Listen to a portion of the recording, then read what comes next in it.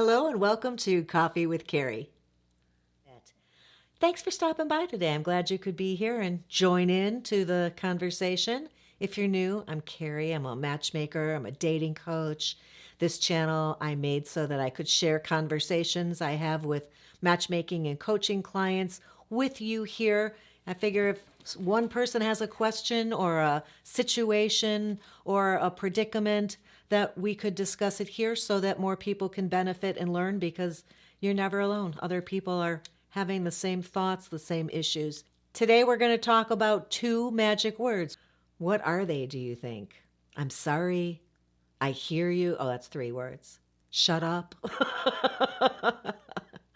No, that's not what they are. The 2 words are thank you, and they are imperative with certain people and in certain situations, and just plain old thoughtful and kind in others. This is going to be a quick tip, but I just wanted to share with you. There was a study, so let's just discuss it briefly. That's what's on the agenda.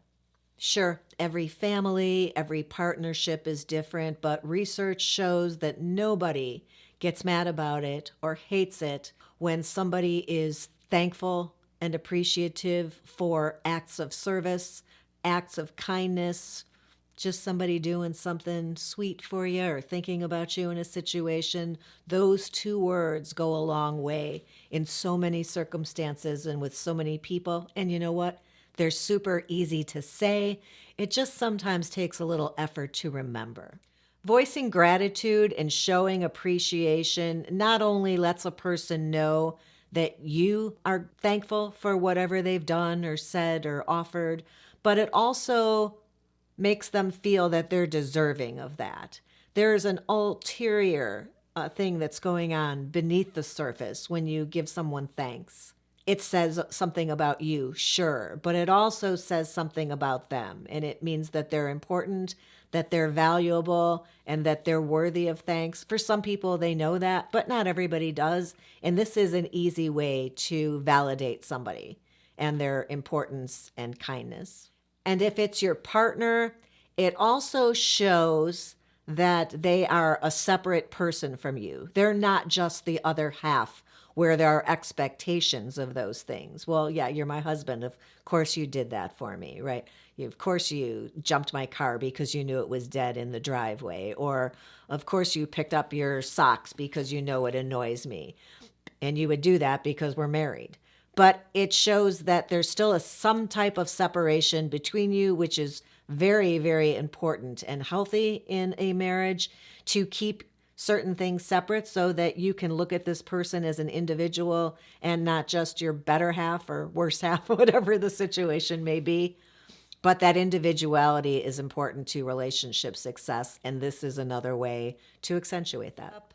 Next up, I think that we should point out that relationships have a lot of expectations. We have expectations of that other person, and they have expectations of how we'll react in situations. So if you're not a person who always says thank you, and you do, it carries a lot of weight. And if you are a person who usually gives thanks and you were to forget, that has its own message that's being sent. So abandoning expectations is a good thing if you're not a person who would naturally be one to remember to give thanks for someone doing something for you.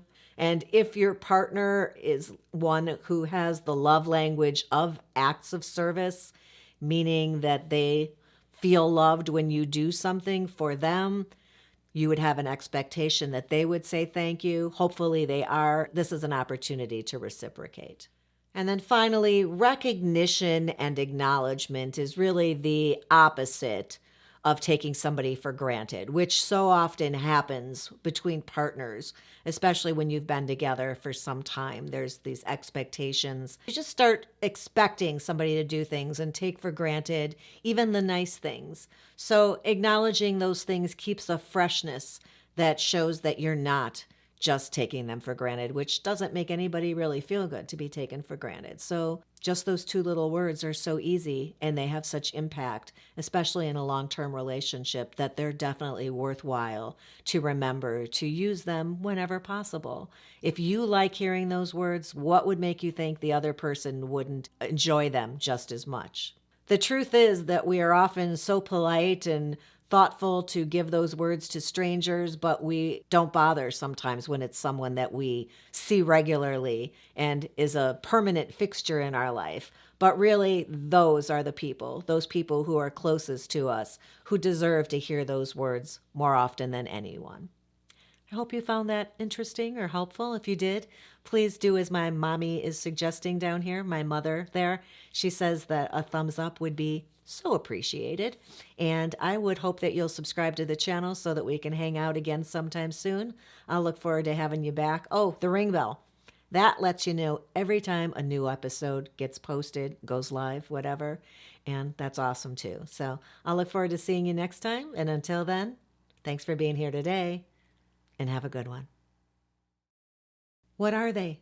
You're on my hair? That's not 2 words.